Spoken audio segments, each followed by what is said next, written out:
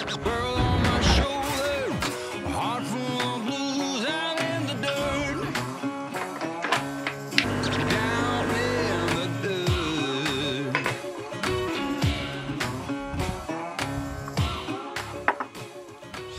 Ça fait maintenant un an, pratiquement un an, que j'ai quitté la France. Est-ce que ça a été la meilleure décision de toute ma vie? Est-ce que j'ai fait plus de x3 sur mon chiffre d'affaires? Est-ce que j'ai atteint les objectifs que je m'étais fixés?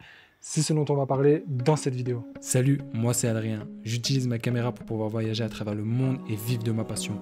Laisse-moi te partager mes aventures, mes conseils pour te permettre à toi aussi de vivre la vie de tes rêves.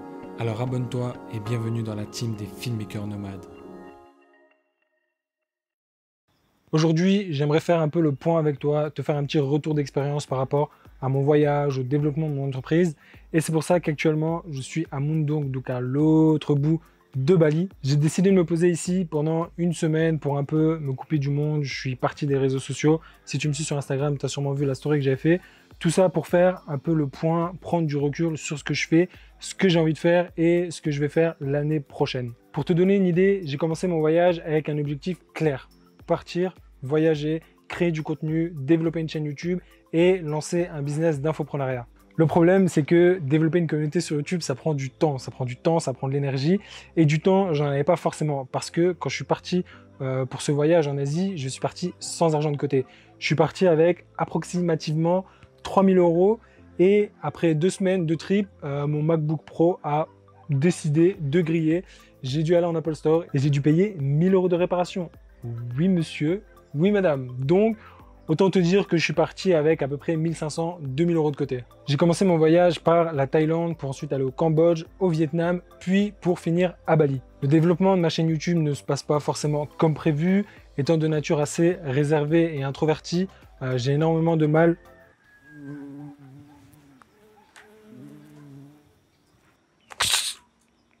Je disais, le développement de ma chaîne YouTube ne se passe pas comme je l'avais espéré parce que, étant de nature réservée et introvertie, j'ai énormément de mal à parler face à la caméra. J'ai aussi un côté très perfectionniste.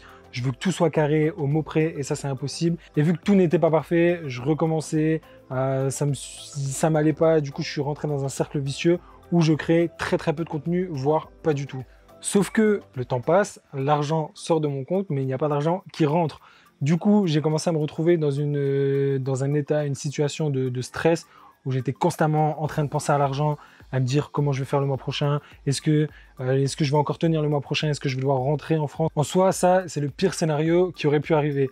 Mais je suis parti avec ce voyage, comme je te l'ai dit, avec des objectifs, avec une soif, une envie de liberté, de voyager, de devenir filmmaker nomade tout simplement. Me voilà donc à Bali, sans argent, sans connaissance, je ne connais personne, mais j'ai mon très cher A7 III, donc ma caméra qui m'accompagne. Et c'est là que mon voyage a réellement commencé. Bali a littéralement changé ma vie, que ce soit en termes de développement personnel, de mindset, d'entreprise. Bref, je ne vais pas trop m'attarder là-dessus parce que je vais te préparer une vidéo dédiée au sujet de comment Bali a changé ma vie. Donc là, le temps passe, je rencontre une personne qui m'en fait rencontrer une autre. À chaque fois que je rencontre de nouvelles personnes, je dis tout de suite, voilà, je suis créateur de contenu, je me montre un peu mon travail en espérant que quelqu'un un jour me contacte pour du boulot. Parce que je peux te dire, mon gars, qu'avec l'argent que j'avais sur mon compte, je ne tenais pas 2 mois à Bali. Et là, boum, un créateur me contacte, me dit, voilà, je fais des vidéos sur YouTube, Nani, est-ce qu'on peut s'arranger? Donc on tombe d'accord sur un tarif, je lui fais quelques vidéos sur YouTube et là, mon premier salaire à Bali rentre. Autant te dire que j'ai été pris d'un soulagement incroyable, juste le fait de me dire que j'avais rallongé mon voyage de 1 mois, 1 mois et demi, 2 mois, bref. Donc à ce moment-là, il y a ce sentiment de stress, de peur qui commence un peu à disparaître. Je me dis, ok, je suis safe pour 2 mois. Donc je me remets à créer du contenu pour ma chaîne YouTube et je crée ma première formation en ligne sur le matériel. Alors, je vais être honnête avec toi, j'ai fait 600 € grâce à cette formation. Ce n'est pas énorme, c'est pas un salaire, c'est pas ça qui va me permettre de vivre. Mais pour un premier produit, je suis vraiment content de ce que j'ai fait. J'ai eu pas mal de retours des personnes qui sont rentrées dans cette formation qui m'ont dit qu'ils étaient contents du contenu, qu'ils s'y trouvaient, que ça les a aidés. Donc très content. D'ailleurs, si toi qui regardes cette vidéo, tu as rejoint cette formation, je te remercie pour ta confiance. Donc le temps passe, je commence à rencontrer de plus en plus de personnes. Tu sais, tu rencontres une personne qui est dans un groupe, il suffit que tu fasses une soirée avec ce groupe et du coup tu rencontres tout de suite énormément de personnes. je commence à squatter les endroits où il y a les entrepreneurs, donc les coworking, tout ce genre de choses. Alors je commence à développer petit à petit mon réseau. J'ai pas mal de personnes qui sont sur Bali, du coup, qui me suivent sur Instagram. Et à force de faire du travail de qualité, de partager des choses en stories qui rappellent continuellement aux personnes que j'ai rencontrées, t'as vu le gars là, il fait des vidéos et il se débrouille pas trop mal, tu vois.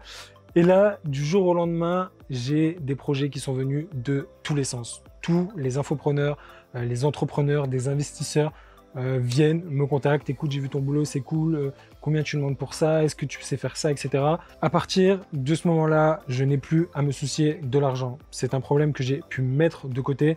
Je gagne même plus d'argent que ce que je gagnais en France, donc avant de partir en voyage, parce que je sais pas, ça fait combien de temps que tu me suis, mais avant de faire ce voyage, ça faisait déjà 2 ans que j'avais mon entreprise, donc dans la vidéo, en France, et que je faisais des prestations pour des clients, des snacks, des événements, etc.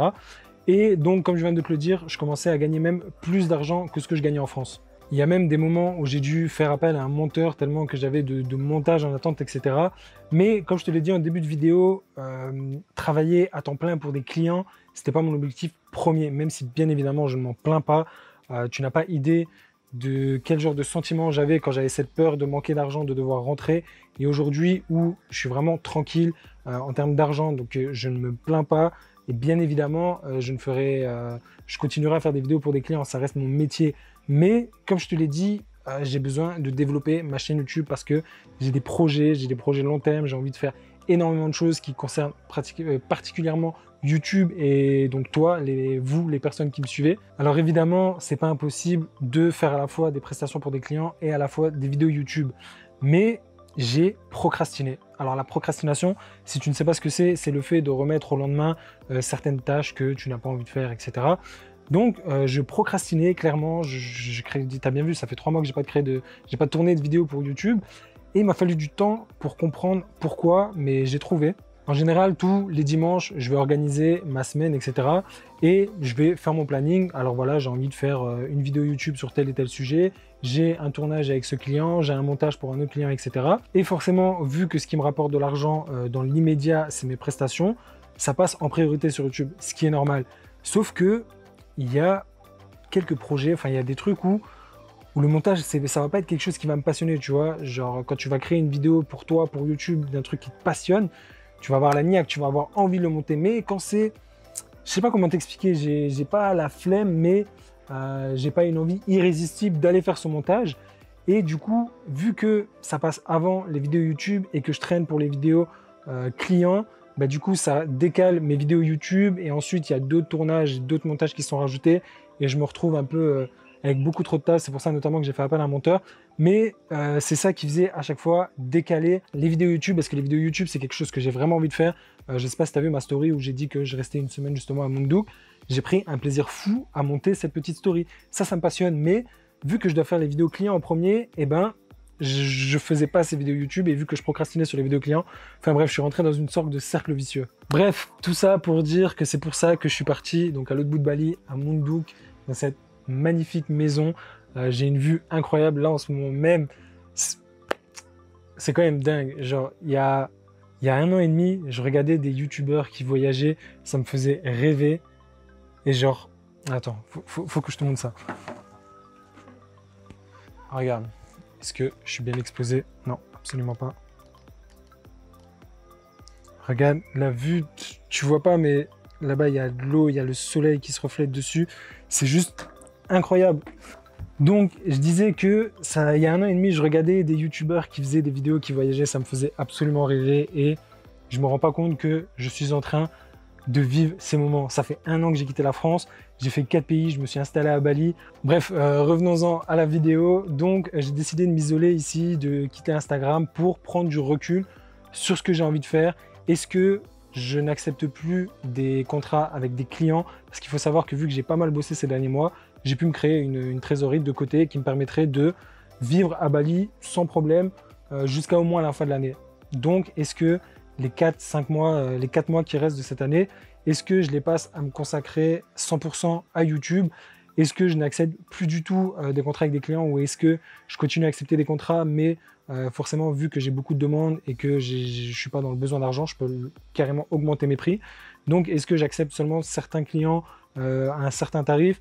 c'est pour ça que j'ai pris cette semaine ici pour réfléchir, mais je vais probablement revenir sur YouTube en force, créer du contenu plus régulièrement. Il faut aussi savoir que je suis à Bali, je suis installé à Canggu. Canggu, si tu ne connais pas Bali, c'est l'endroit des digital nomades, des entrepreneurs. Bref, tous les entrepreneurs sont à Canggu, c'est ici que je vis, mais Bali, ce n'est pas que Canggu. Il y a énormément de choses à voir à Bali et je visite même pas. Je reste chez moi, dans mon bureau, à bosser. Alors encore une fois, je ne me plains pas, vraiment pas, mais je profite pas. Je pourrais aller sortir tous les week-ends, aller quelque part d'autre sur l'île et aller créer du contenu. Donc, c'est certainement ce que je vais me mettre à faire. Alors voilà où j'en suis un peu aujourd'hui. Dis-moi, qu'est-ce que tu en penses? Qu'est-ce que tu feras à ma place? Est-ce que tu aimerais que je revienne avec du contenu régulièrement sur YouTube? Vraiment, ça m'intéresse. Dis-moi ça en commentaire, surtout si tu as des sujets que tu aimerais que je traite, parce que ne pars pas tout de suite de cette vidéo. Ce que je vais dire, c'est très important. Quand tu développes tes connaissances, ton expérience, que tu voyages, etc., les choses deviennent tes normes et tu ne penses plus à ce que tu faisais avant. Moi, par exemple, quand tu vas me parler d'options de caméra, par exemple, le mode manuel, pour moi, c'est ultra logique. Dans ma tête, c'est ancré. Et quand je vais parler à quelqu'un qui fait un peu de vidéo, je vais pas me dire, bah lui, il connaît peut-être pas ce que c'est l'ouverture, le shutter speed, etc. Je donne cet exemple, mais ça peut être sur le voyage, ça peut être sur le business, ça peut être sur tout. Donc, c'est important d'avoir des retours, ton retour, pour que tu me dises, voilà, moi j'aimerais bien que tu me parles de ça, que tu me parles du business, du développement personnel, comment on fait pour s'expatrier à Bali, est-ce que c'est possible de vivre de la vidéo haute parc en France, etc. Donc toutes ces questions, moi je me les pose plus forcément et ce serait vraiment intéressant que tu fasses un retour. Donc si tu as des suggestions, laisse-moi ça en commentaire et du coup je te dis à très bientôt pour une prochaine vidéo. Ciao! Merci d'avoir regardé cette vidéo jusqu'à la fin. Si tu veux continuer à suivre mes aventures, je t'invite à me suivre sur Instagram pour du contenu et des conseils quotidiens. Et surtout, n'oublie pas, la liberté est un choix.